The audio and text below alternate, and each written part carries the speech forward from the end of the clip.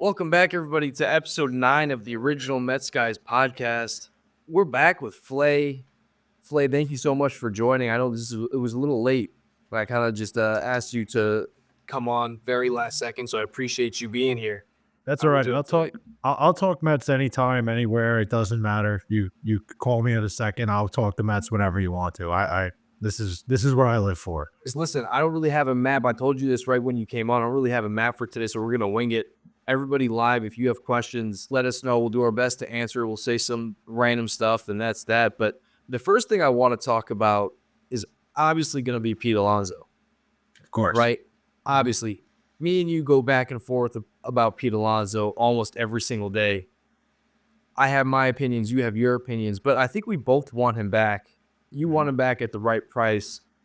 I'm kind of saying, hey, like, we need him back already. So, amazing day. We heard what Steve Cohen had to say, right? Mm-hmm. He said he doesn't like the structures they're getting back at him.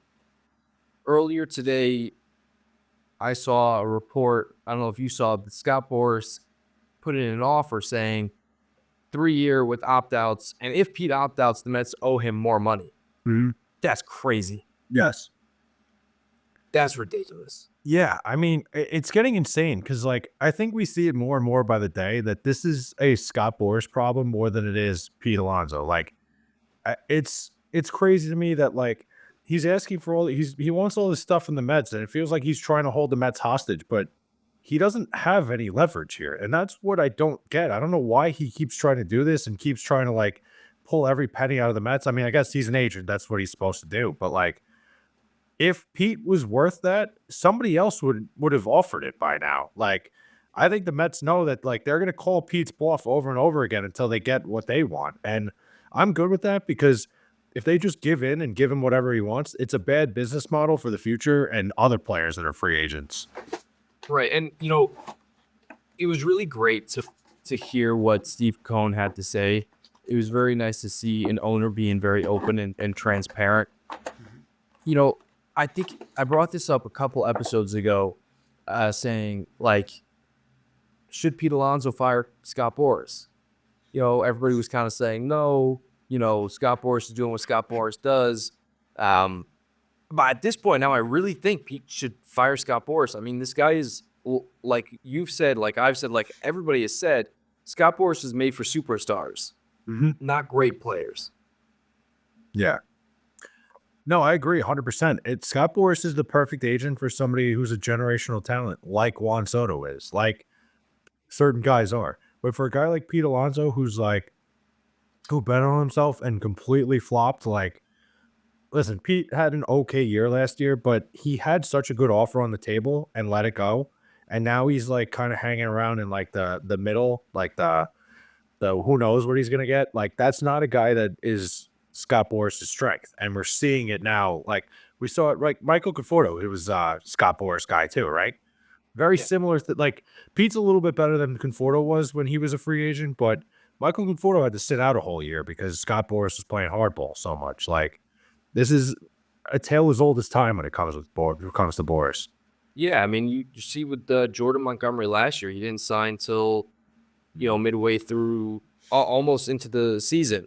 You look at JD Martinez, same thing. He didn't sign until a couple weeks into the season. Yeah. So, listen, I think when it comes to Pete Alonso, he needs to fire Scott Boras.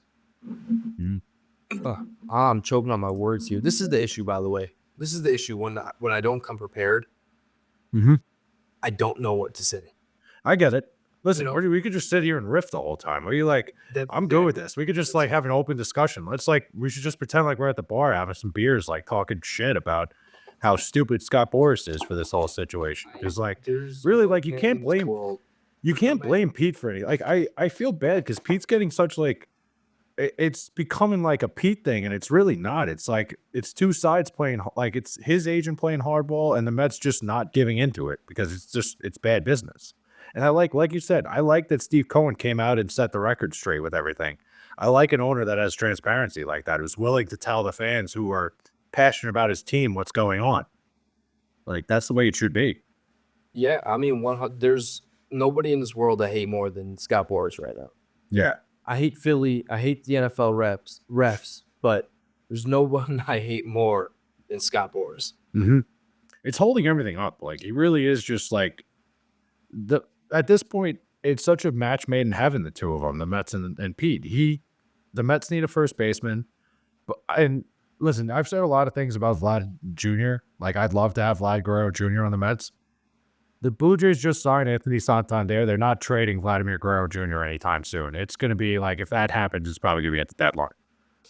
And the Mets wouldn't trade for him either because I talked about this many times before, but David Stearns does not like to trade his prospects, right? Mhm. And if you're going to trade for Vlad Guerrero, you're giving up the entire farm system, right?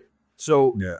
if let's say the Mets were to sign Pete Alonso on a 3-year with opt-outs and he has a great season or, a better season than he had last year, he hits his 40 home runs, he opts out after this year. I wouldn't be upset if the Mets were like, all right, Pete, thank you for everything you've done. You broke the home run record. You broke the RBI record. Now we're going to go get this generational talent in Vlad Guerrero Jr. I wouldn't be upset about that. Mm-hmm. What I'm upset about is that right now the Mets don't have a team that can compete. Yeah.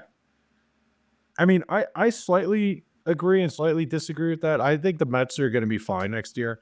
Now, I had a take about the fucking Braves that went nuclear. I don't know if you saw that in the community where everybody was calling me an idiot. I looked at that Braves lineup. I think people are highly overestimating what the Braves are, just like based on what happened last year. I'm not saying the Mets are better than the Braves right now, but I don't think the Mets are that far behind that like we should be worrying. I think if they end up signing Pete, we're in a good spot. Like it's the Mets are in a very tricky spot where they're kind of in the in between where like they just signed the greatest.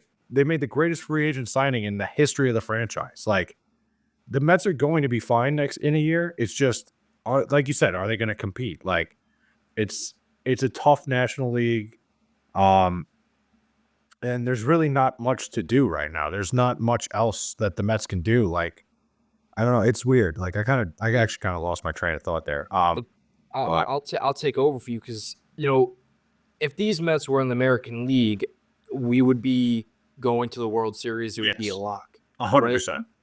Not only are we in the NL, which is the hardest, you know, which is the most competitive part of baseball, we're in the hardest division in baseball in the NL East, right? Yes. You have the Phillies and the Braves, who are both phenomenal teams, and are always going to be in the playoffs, Yeah. right? You have a team like the Nationals who just added to their team and became so much better. Yeah. I'm not saying that they're better. I'm not saying that they're better than the Mets, Mhm. but they have a level of competition. You make a good point about the Nationals too. They're an up and coming team that have a lot of a very good young core that might be starting to make some noise sooner than we think. Like there are some very good young players on that Nationals team.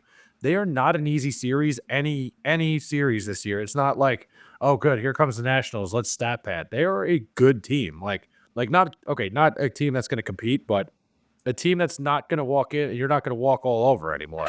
There's some talent there in Washington, and like give it 2-3 years, they might be what the Braves are becoming now. Like they are the Nationals are going to be for real very soon. Yeah, I mean, listen, I don't necessarily think that the Nationals are going to be a 500 team, but they're going to be close to it. Yeah. They're going to be close to it. They're a very good team. They've got a lot of young talent there. They added on this offseason.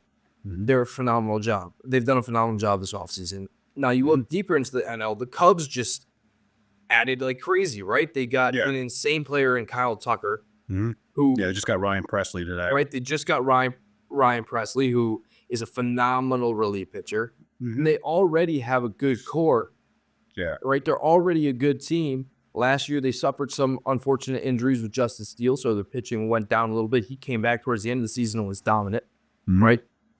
And then you look at the NL West. You have the Dodgers, you have the Padres, it's such a great spot, right? And the Mets, to me, are not really this team that they have right now. I'm not very confident in them. Yeah, I get it. You can look at the rest of the NL and go like, I don't know if the Mets firmly have a playoff spot going into next year. Like, I'm not certain the Mets are going to be in the playoffs right now, just based on what the NL is as a whole. Like, I even like the Brewers did get worse, but there's still a lot of young talent there. Like, I don't think they're gonna be in the playoff hunt, but that's another team that like is gonna. I mean, not that they're not gonna be in the playoff hunt. I don't think they're a playoff team next year, but they're gonna be hanging around. They're another team we're gonna have to compete with. Like, it's it's a deep NL this year. It is. And like you gotta be concerned a little bit as a Met fan just because it doesn't seem like other than Soto, aesthetically looking at the roster, it doesn't seem like it got that much better. Although It's- AJ Minter, low key, unbelievable signing. That came out of nowhere. I think I was planning to talk about the AJ Minter signing a little bit later in the podcast, so we'll get to that. But I mean, if we have Brett Beatty starting in the starting lineup opening day 2025, I can guarantee you, I will put money on it that the Mets will not make the playoffs. Okay. Right? I've said this before. Brett Beatty is not made for New York. Right? On X and the whole Mets Twitter or Mets X or whatever the hell you want to call it, everybody, they're all delusional. Everybody's saying the Mets are a lock to make the playoffs. The NLCS are saying we're going to win 90 plus games. I made a post. I don't know if you saw this, but I got absolutely flamed for saying the Mets are going to finish 83 and 79. I did see the post. I didn't see anything that anybody said though. Like, you got flamed for that. That's that. Listen, I've been flamed plenty of times in that community. And if anybody in the community is watching, I think 95% of you are dumb. I'll say that. I don't care. Kick me out of the Listen, community. I made a post the other day, my predictions of the Mets starting rotation ERA, and I legitimately just wrote down random numbers. Mhm. And it was funny how people kind of react to that. Mhm. But listen, the Mets are not a guaranteed playoff team this year. Now, No. the pitching rotation is very scary, right? Mhm. Kodai Singh is coming back a full year of injuries. You don't really know how he's going to perform. Is he going to go back to his rookie self? You don't really know. You have David Peterson, who this is his first good year. Last year was his first solid year pitching, and he had the second highest WHIP on the starting rotation. Sean Manaea, I think, is going to regress. I think he's not going to be able to redo what he did last year, given his past and the past in his career. Listen, if he can do it again, great. I think we'd be in a better spot. I don't think it's there for him. I think he's going to have a high, in the high threes or the low 4 ERA. And then Frankie Montas and Clay Holmes, right? Clay Holmes he's good. He's a great reliever, but he's going to be a pitcher. So that's questionable. Frankie Montas has never really been good. So that's scary. Yeah, Frankie Montas was an interesting one to me. But to be fair, I've said this a million times. I said the same exact thing when the Mets signed Sean Manaea. I was like, why the fuck are we signing this guy that's never really been that? Like, Manaea was okay at some points, but I was like so off on Manaea when they signed him, and I couldn't have been more wrong. I don't think I'm going to be wrong about Frankie Montas this time. He has really never been good at any point in his career. Like, not really ever. And like you said with Clay Holmes, I think Clay Holmes has like the stuff to be a starter. Like, I think his repertoire of pitches would favor being a starter more, but he's never done it. Like, it's a big risk to go, yeah, this guy's going to be one of our starters. Like, a guy who's never started it, like maybe started like a handful of games in his career, but we'll see. Yeah, I We mean, saw it. We also saw it with Michael King, who was a reliever his whole career, turned starter, and now he's electric in San Diego. So hopefully it becomes like that.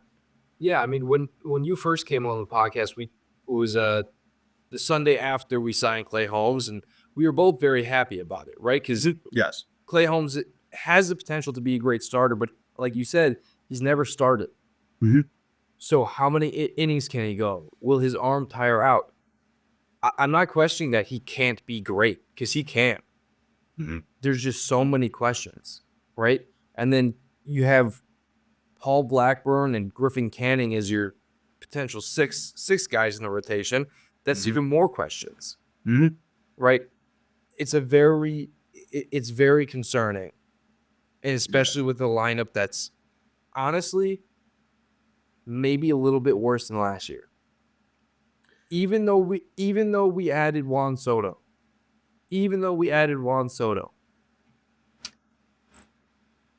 Jose Siri is not a good hitter. Mhm. And if you put Brett Beatty in there, that makes the lineup so much worse. Brandon Nimmo, I think he may have hit his plateau. I don't think he's ever going to be the Brandon Nimmo we love again, Mhm. right? Mark Vientos, we're going to have he's got a bunch of questions coming up. Can he repeat it? What if he doesn't? I You beat me to that point because I think too many people have way too high of a stock in Mark Vientos right now. I love Mark Vientos. He showed a lot last year, and he really he has potential to be like a world class hitter for sure. But like he did it for what was it, 2.5 months of the season last year? Had like a hot 111 run, games. yeah. And listen, great. He was great for us in the playoffs. He was phenomenal last year. Can he repeat it again is a big question. And I feel like that's a question that not enough people are asking right now. Like it's really it's kind of sketchy only because he came out of nowhere last year. He to me before the season was at best like he was going to be like a quadruple A player. That's what I thought of him and he got hot. So we'll see if he continues that. We'll see if that's something that Right. And, we is fun. saw it last year with Francisco Alvarez when Francisco Alvarez hit his sophomore slump. Mhm. So, and, the question is for Francisco Alvarez, can he get back to his rookie season self? Mhm. Right? Is he going to be able to hit 240 plus? Is he going to be able to hit that 20 home runs plus? So Yeah. there's a lot of questions for the Mets starting Yeah. lineup, starting rotation. It's very concerning. And with Alvarez, I don't know if you see this. Like I this is the way I look at it. I look at it more from a mechanical standpoint. I think he's got way too much motion in his swing, and it's just something that like when you move around as much as you do in the box, like I'm sure you played baseball growing up, like the more movements you have while you're hitting, the more of a chance you have to have some mechanical flaw in your swing. And I think that's his biggest problem. He's got to simplify everything. He's a strong kid. He doesn't need to be like having a giant leg kick and moving his bat around as much as he is. Like, I think he's just got to simplify everything. He's a strong kid who will hit the ball in the ballpark. He doesn't need to load up as much as he does. And I'm hoping somebody works with him on that. Like, Yeah. if he just simplifies everything, he'll be fine. So I was a pitcher, right? Yeah. I am probably still the definition of a PO. I cannot hit for the life of myself. Okay. But when pitching, you see somebody that has this wild motion, he's swinging his bat around, he's moving a lot, it's very easy to throw them off. Yep. So I don't disagree with you. And then when you're looking at it, when he's catching too, when he's behind the plate, it's the same thing, right? Because when he's down on one knee, it's very hard to move. With all my catchers, if they ever went down on a knee, I told them to sit down. Mhm. Don't get on a knee, crouch, get into your knees, because if I throw one in the dirt, you're gonna need to block one. Mhm. I'm not gonna have the guy on second go to third because you can't block because you're on one knee. Yeah. So again, there's so many questions. There's so many questions. Well, I think the knee thing is a new like thing in baseball of stealing strikes, which like I guess I kind of get it. The analytics are like getting crazy with baseball, and like the knee thing's like the new thing that's taught. But like, and it's all weird to me. The game's moving so fast. But you're right about Alvarez. A guy like Alvarez, I'd be throwing him. I would not throw a guy like that a single fastball and make him like do all those motions and try to adjust while he's like trying to figure out his swing. Yeah, I mean, to Albie's credit, he's got one of the best frame percentages in the MLB, Mhm. and that is probably because he's on one knee and it's easier to move around. Mhm. But when you have pitchers who predominantly throw off-speed pitches and off-speed pitches in the dirt, like Sean Manaea, Mhm. like Kodai Senga, like David Peterson, you cannot be on one knee, You're right. right? Mhm.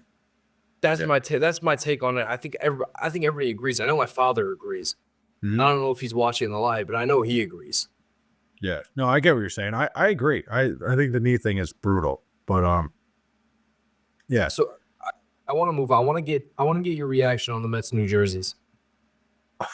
I don't like him. I did not like him. I don't know what I've seen a lot of mixed opinions on him.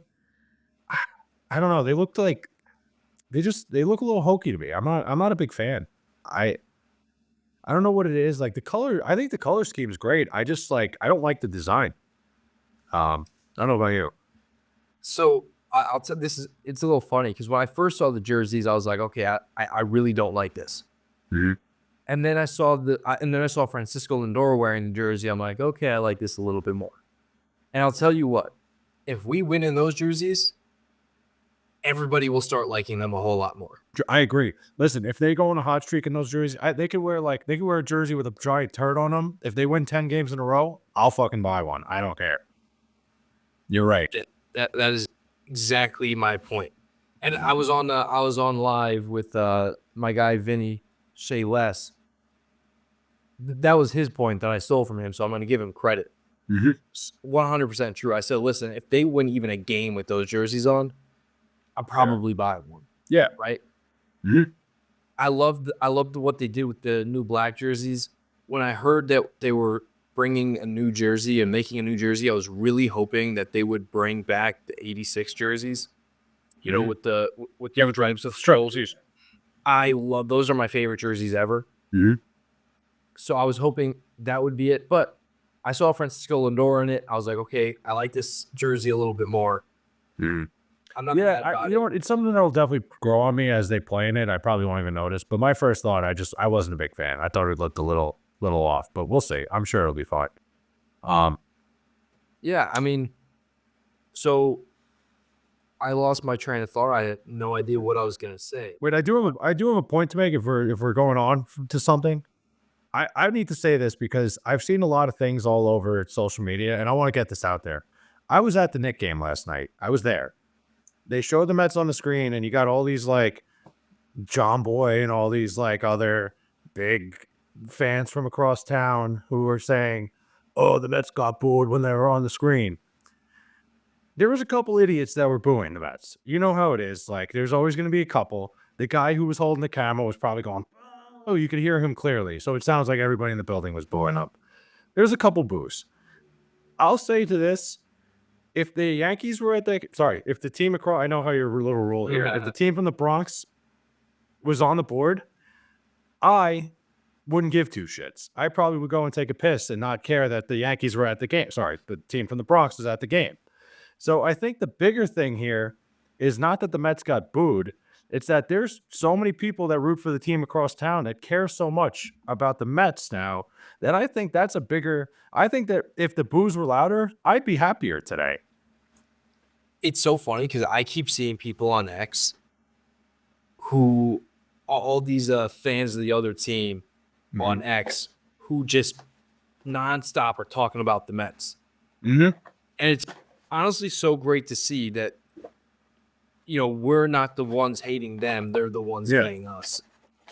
I don't think they realize it's a self-own. I don't care. I don't dislike the Yankees. I really don't. Like, I don't even think about them anymore. The fact that they're talking about us so much is like, it makes my heart warm. Like, I love it. Like, you guys care that much about me and my team?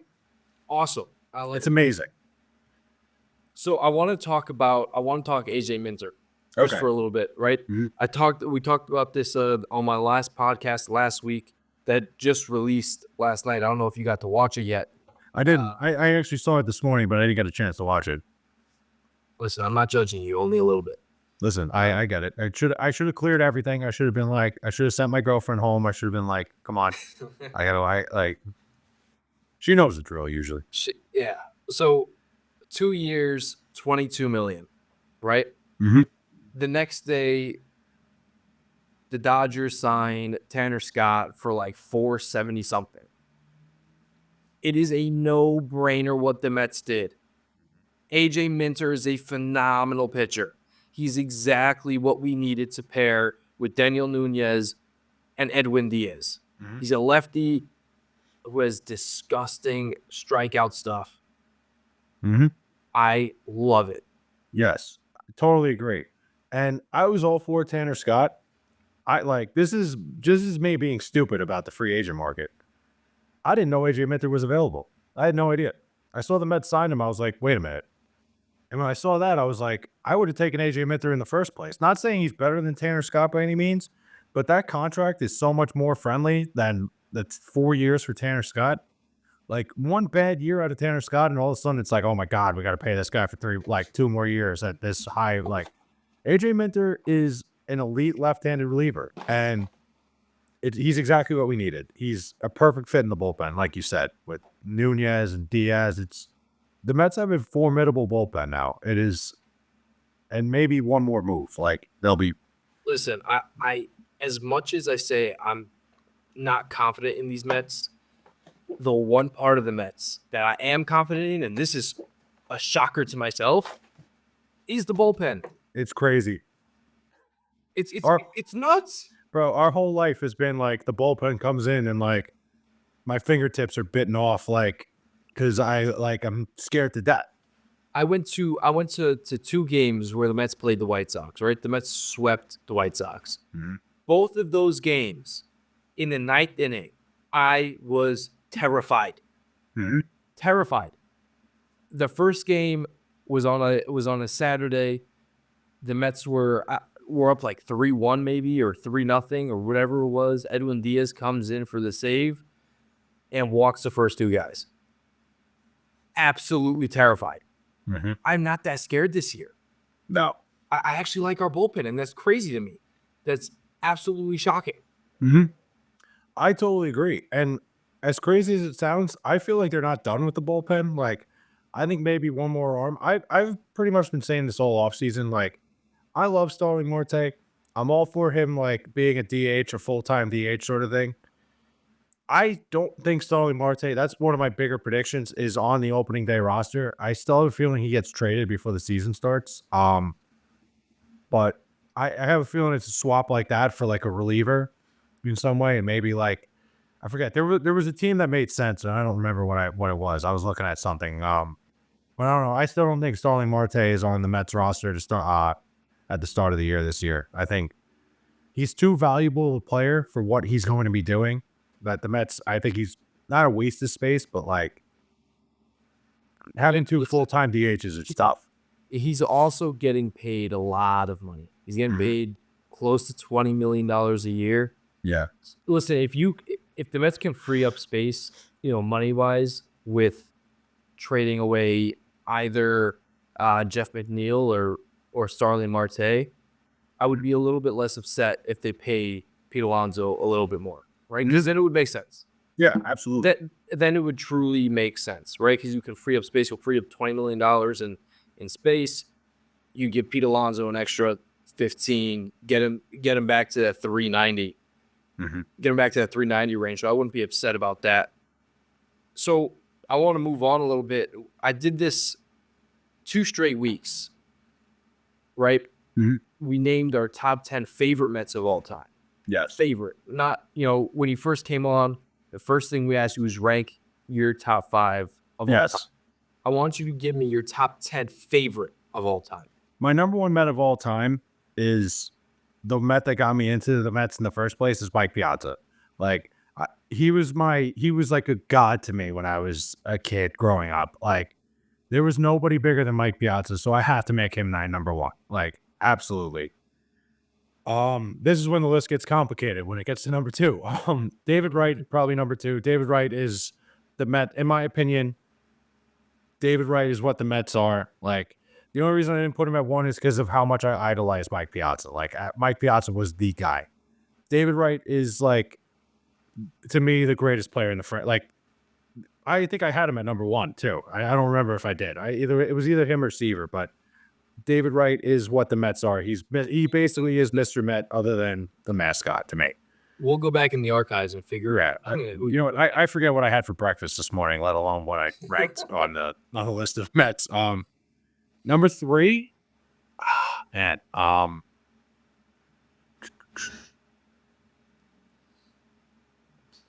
If You know it's what's easier for you, if I could just name 10, I'll just name 10. Like, I won't listen, go. this is what we'll do. While you think, I'll give you the list I had.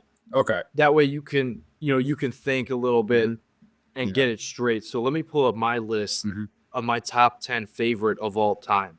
All right, go for it. So I'll go 10 to 1. Okay. I put at number 10. I put Jose Reyes. Mhm. I didn't get to watch him all that long, but when I did, I loved him. At number 9 was my favorite player at one point. Noah Syndergaard, Okay. who was electric. Yes. One of my favorite moments is when he threw at Chase Utley and missed, and then that whole thing happened. Yep. By the way, Terry, if you somehow are watching this, I DM'd you on Instagram and asked you if you want to come on. We'd love to have you here. So number 9, Noah Syndergaard. Number 8, Lucas Duda. I think his reputation gets absolutely destroyed because of that one throw he made. You know what's so funny? When you started at 10, my 10 is Lucas Duda, 100%. I love Lucas Duda. Love Lucas. I love him so much that I had a life-sized sticker of him. Yeah. In my basement at one point. Mm-hmm. A 6'4" sticker of Lucas Duda. That's how much we liked him. Dude, the Mets community back in the day on Twitter was like, it was more of a cesspool. No, it's more of a cesspool now than it was. But I went to bat. The whole like platoon of like Lucas Duda and fucking Ike Davis.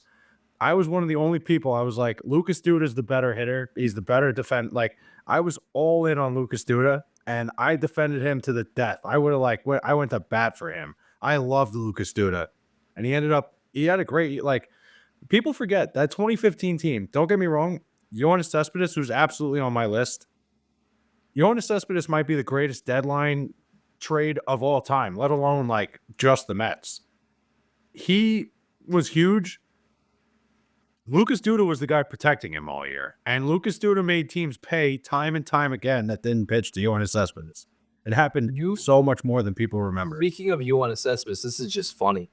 Do you remember when he didn't show up to a game and the Mets couldn't find him and couldn't contact him? Yes. And then later on, they found he was just riding a horse on his ranch. Yeah. That is my favorite. I saw this post. I saw you saw this post also because you quoted it and said something about it. But it was this. Yoenis Cespedes is one of the dumbest players ever. Mm-hmm. He is one of the funniest guys the Mets have ever had. The fact that he didn't show up to the game and didn't tell anybody where he was and was just riding his horse on his ranch is hilarious to me. Yeah. To me, it seemed like Yoenis Cespedes was always a guy who he reminds me so much of obviously he's a smaller scale, but like a guy like Nikola Jokic, who genuinely it seems like he's not his top priority isn't the sport he plays. Like he just wants to have a good time. And he was so talented. Yoenis Cespedes was unbelievably talented. He had one of, if not the strongest outfield arms in Major League Baseball history. Yeah. And I'll die on the take that he should have won the 2015 MVP, the NL MVP. He was absolutely the National League MVP in 2015. Don't get me wrong, Bryce Harper had a big year, but that Mets team changed that day when Cespedes walked in that building. My favorite game I ever gone to was Game 4 of the NLCS at Wrigley Field. Mm-hmm. There's one day I'll post the video on my Instagram of my dad breaking the news, telling me that we're going. I was like maybe 10 years old at the time. Mm-hmm. And my dad, in my dad's old Ford 2009 Ford Escape, we're sitting there. He's recording me. He says, there's a restaurant in right by Wrigley called, I'm forgetting the name of it. For whatever, it'll come to me. We're going to go to this restaurant. And I'm like, oh, yeah, sounds good.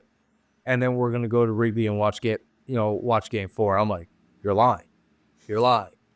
And he says, no, Bubby, who's my grandma, and Zaidi, who is my grandfather, got us tickets to the game. And I started freaking out. As a little kid, you're lying. My voice cracking. It is the greatest video ever. If I post that, maybe I'll post it just because I know it'll go viral. Mm-hmm. And then I'll have a nice little page. There you go. Yeah, that's a move. Maybe that's a move. It is. But listen, I'll say this: if the Mets this year make it to the NLCS, I'll post that video. All right. There we go. We have it on record. I'll get back to my list. Number 7, I have The Dark Knight at Matt Harvey. Mm-hmm. I remember he came back from his UCL Tommy John tear, Dark night, right? Mhm. And we got, Batman masks and wore it throughout the entire game. He threw like a 7-inning shutout and then got taken out. Number 6, I have Michael Conforto, who I loved. 2015 was phenomenal. Phenomenal. He batted 270. He had like almost 30 home runs. If not, he had 30 home runs. He made the All-Star game. He was a starter in the All-Star game. Number 5, I have Pete Alonso. Since 2009, I watched him in college. I was so high on him. Then the Mets drafted him. I was super stoked. Then he gets called up, and awesome. Number 4, Jacob deGrom. He has to be there. Watching Jacob deGrom is like watching butter being spread on a freshly toasted piece of toast. It's a weird analogy, but it's true. But I totally get what you're saying. Bro, Jacob deGrom, in genuinely speaking here, may have been the most talented pitcher who ever pitched. He threw the ball 100 miles an hour, painted corners like he was like dropping the ball there. He was untouchable. He was absolutely untouchable as a Met. I'm sure you know who Dan Bartels is. He's very popular on Twitter. When we had him on our podcast, he said that he is the greatest pitcher in Major League Baseball right now. Right now. Even though he hasn't like pitched a full season, and since his last full season with the Mets, which was a couple of years ago, he's still the best pitcher. And I'm sorry, but I have to agree with him. I don't agree. Paul Skeens is unbelievable, man. Paul Skeens is one of the best pitchers I've ever seen throw. And I would love to be at a game where I have prime DeGrom and last year's Paul Skeens throwing. yeah, That would be the greatest game I've ever been to. I feel like I've told you there'd be no offense, but it would be awesome. I feel like I've told this story recently. Maybe it was even on your podcast, but I actually have an interesting Paul Skeens story. I went to my buddy's bachelor party in 2021. It was in Austin, Texas. And I ended up flying down a day early because I had the whole week off of work, and I just thought, you know what, like, let me get a head start. Let me go down there. I really wanted to go to a Texas baseball game. I've never been to a college baseball game other than like Stony Brook down the road. I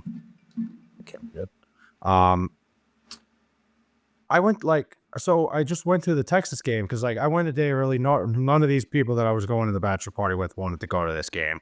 So I was like, let me go a night early. I'll go. And Paul Skeens was the catcher for Air Force at that time. And he hit a home run. He actually hit a home run at the game I was at, which I was like, damn, this guy's got like it was an opposite field, like right center field home run. And I was like, this guy's got some pop. And like, I remembered the name Paul Skeens. And then like, I remember hearing it like LSU the next year. They're like, this guy's the number 1 pick, Paul Skeens. I'm like, Paul Skeens. That sounds like the guy that like Homer, like, and then I looked it up. I was like, oh my God, this is the same guy. I couldn't believe it. But Paul Skeens and Jacob deGrom both have very, very good power hitting ability. yes. Very good power hitting ability. Mhm. Actually, one of my biggest regrets in life is that I never got to see Jacob deGrom on the Mets pitch. Really?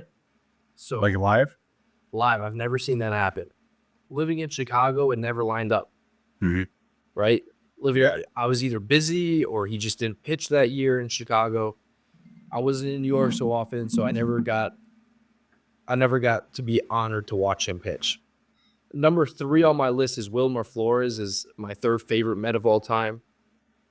One of my first Mets memories, and what really kind of reeled me into being a Met fan, is when Wilmer Flores started crying on the field. Yeah. After he started to think he was going to be traded. Mm-hmm. Number 2, by the way, you're going to be shocked at my number 1. Okay. I'll just say that. Number 2, I have the captain, David Wright. Like you said, David Wright is what a Met is supposed to be. Mm-hmm. He is Mr. Met besides actual Mr. Met. Yes. And number 1, from Wyoming, Brandon Nimmo is my favorite Met of all time. Okay. I love Brandon Nimmo. When I was in New York last year in June, I bought a Brandon Nimmo City Connect jersey from in City Field from the team store. So I paid an extra like $80 for it. I get back to Chicago and my brand new puppy ripped that jersey to shreds. Oh my God. Ripped that jersey to shreds. So that's my top 10. I hope you were thinking and wrote down your top 10 during this time we were rambling on. I did. Listen, I've been saying this. I'm not very confident in the Mets. I really hope Pete Alonso does come back. But if this Mets team goes into 2025, we're not making the playoffs. We're not there. We really aren't. It's going to be hard for some of you to hear, but we're not going to be a great team. Our offense has gone down regardless of Juan Soto. That's just the truth. That's what it is. It's hard to hear. It really is. But the Mets are not the same team. They aren't. Part of the reason why the Mets went on such a great run last year was because of the vibe we had. That vibe is not there anymore. You cannot keep a vibe going for 2 years in a row. You can't have that same vibe, that same energy. You have to recreate that energy. Now, part of that energy was Pete Alonso, right? You look at the concert that we had when Candelita Jose Iglesias sung his song. Pete Alonso was the first guy out there dancing with him. There's this video at some wedding or whatever it was where Jose Iglesias sung his song and Pete Alonso was the first one out there with him. You look at the postseason. Whenever we clinched the game, Pete Alonso looks like the funnest guy there. He had the playoff pumpkin. What the hell is a playoff pumpkin? Right? Pete Alonso is an essential part of the Mets team, and we need him back. A lot of you guys are going to think that's delusional, but Pete Alonso needs to be back. That's just how it is.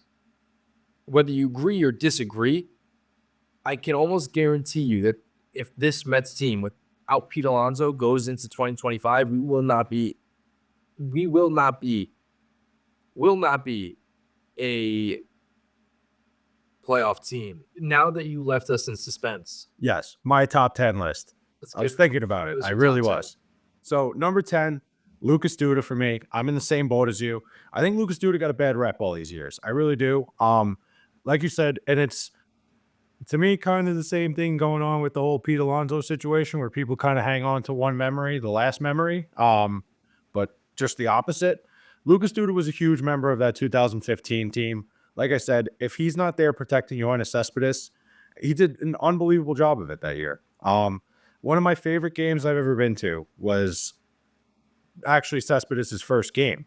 It was a Saturday game against the Nationals. That was like Citi Field. That was like the first game I ever saw Citi Field like absolutely rocking. Like Lucas Duda went 3 for 4 that game with 2 home runs and an RBI double, and the Mets won 3-2 that game. And ever since that day, I'm like, this guy is awesome. He's just a big, quiet doofus who hits just can hit the shit out of the ball, and I loved him.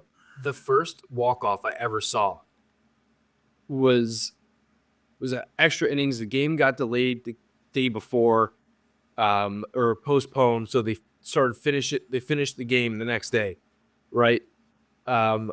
So we had David Wright was on second base, and Lucas Duda hit an absolute shot into the second deck. Yeah. And that was the first walk-off I ever saw live. Oh, wow. I love Lucas Duda. Mm-hmm. So, yeah, I agree with the Lucas Duda call. Number 9 for me is a throwback.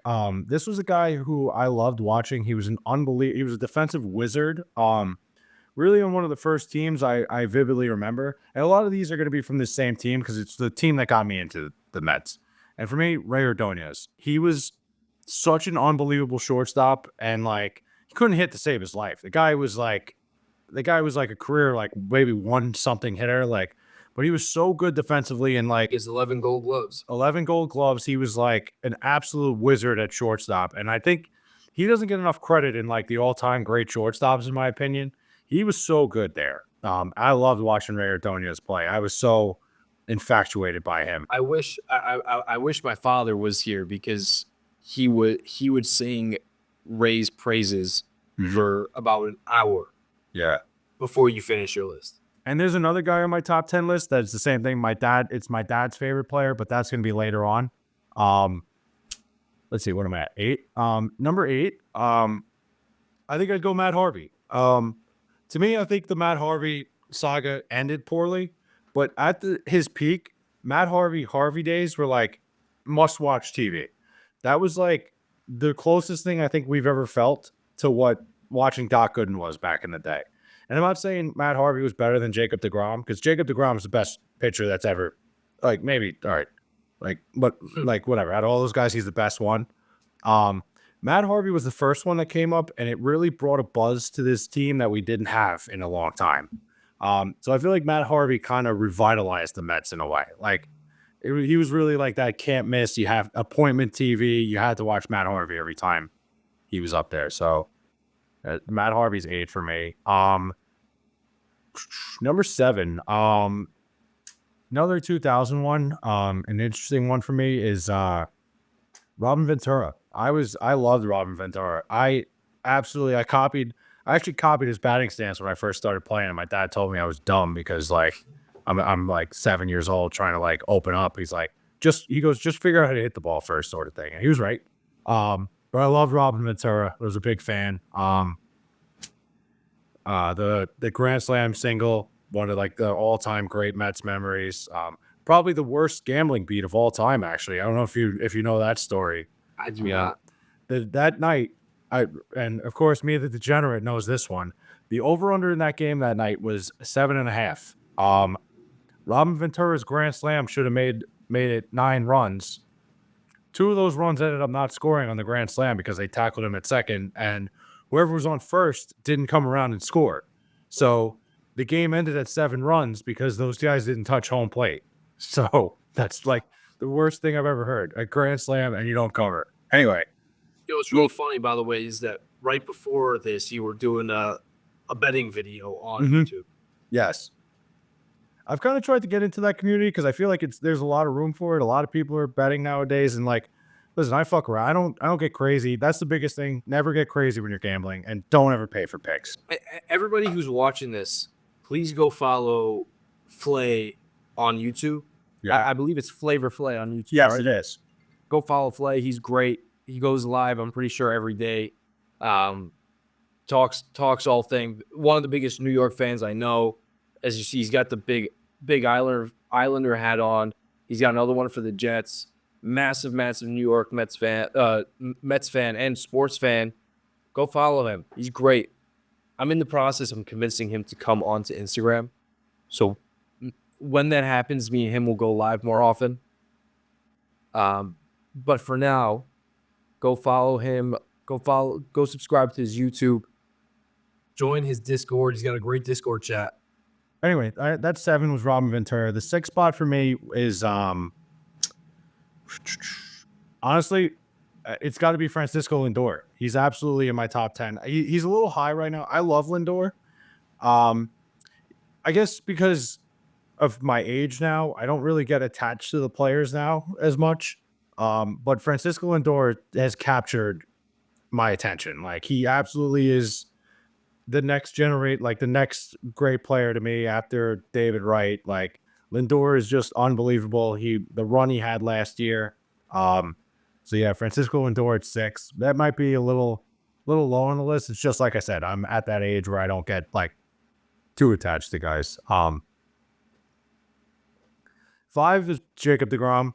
Like Jacob deGrom, I've seen him pitch live. You were saying you never did, but going to a Jacob deGrom start, it's like watching Picasso paint. Like, Jacob deGrom to me is the most talented pitcher of all time. Truly, I've never seen somebody throw that hard, that precise. Every single pitch he throws is a plan.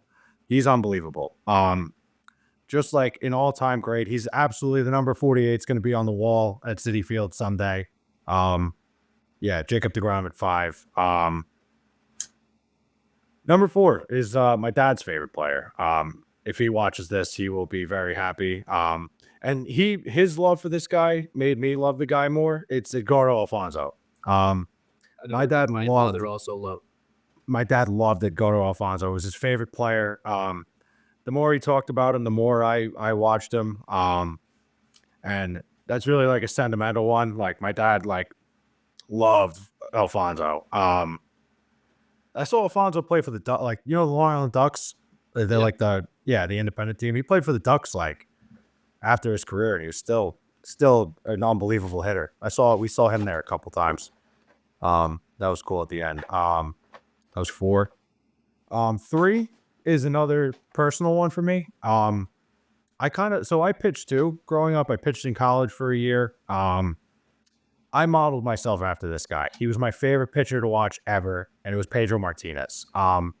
I loved Pedro. I loved him when he was a Red Sox. I just loved watching him pitch. Then he came to the Mets. It was like a dream come true for me. Pedro Martinez was like my AIM screen name was Pitch Like Pedro 45. I wore number 45 growing up for Pedro Martinez, and I love Pedro. Pedro was such a personal one for me. I loved him. Number 2, David Wright.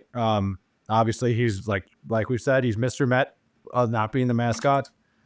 And then number 1, Mike Piazza. Mike Piazza is the guy who I idolized. I wanted to be like him. I wanted everything was Mike Piazza for me at a young age. I had a Mike Piazza hat that dumbass kid I am. I told my mom, I'm never taking this hat off ever again. It's never coming off. And she's like, okay. And sure as shit, I had to shower later and I had to take it off. I was like, this hat's never coming off for the rest of my life. That's a great list. Before we close out, I want to get your reaction on this and your thoughts, because I've seen a lot of different opinions on X. I've talked to a couple of different people and I got their opinion. Brett Beatty's wearing number 7. Mm-hmm. Right? In my opinion, I don't think they should retire number 7, but I don't think number 7 should be in circulation. I don't think anybody should be wearing number 7 because of Jose Reyes, right? Yeah. What are your thoughts and your opinions on Beatty wearing 7? I disagree with you. I don't think 7 is one that should be held back. I think, and this is because I think people have worn 15 since Beltran, and I think Carlos Beltran deserved to have his number put away way more than Jose Reyes did. I get it. Jose Reyes was a great player, a great Met. I think in 2007, Jose Reyes was the best player in baseball. There was times where Jose Reyes was the top guy in the sport, but I think the way he left, the way he walked out on us, all that stuff. I also think when you actually look at it, it was he was a little bit underwhelming as a Met. When you look back and you think about how electric he was, it really I don't think Jose Reyes should be up there as somebody whose number shouldn't be in circulation. It's weird seeing it on Brett Beatty for sure, because you think 7 in the Mets, you think our speed demon shortstop, not our soft hitting, barely able to play third base, quadruple A third baseman. But I don't think it's a number that should have been put away. I think it's fair game. I don't think Jose Reyes is on that level. Right. Well, Flay, thank you again. Thank you so much for coming on again. Mm-hmm. Of course. This is the second time you're on the Original Mets Guys podcast. So yes. The first time you came on, I believe we had the most views besides our Juan Soto emergency reaction one. Mm-hmm. So you bring us good luck. So we got to bring you on some more. I hope I could bring more. I always tell people when I do this, I like people seeing me talk about this stuff because they refuse to listen to me in person. So I think maybe they'll watch me instead, because that's yeah, exactly. When I talk about it in person, everybody's like, "Shut up!" We don't want to hear this. So I'll listen to it before I go to sleep, but not. I don't want to hear you spew while I'm drinking this beer over here. Anyways, again, thank you so much for coming on.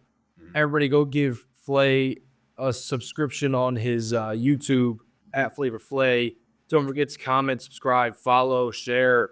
to the Original Mets Guys podcast, and we will see you again next week. And by the way, I don't know if I told you this. I got some pretty crazy news, but wow, I'm forgetting what did I just want to say. Matt Favrola, Steamroller, Matt Favrola. Steamroller? Matt Favrola is coming on to the Original Mets Guys podcast on February 16th. Nice. Well, that's sick. That is sick. By the way, That's awesome. you're gonna have to get Instagram by then because we're gonna live stream it on Instagram like we live stream now. All right. But that's awesome. So Matt, if you see this, I'm gonna thank you until the end of days for coming on. But that's it for the Original Mets Guys today. We'll see you guys later. And as always, let's go Mets.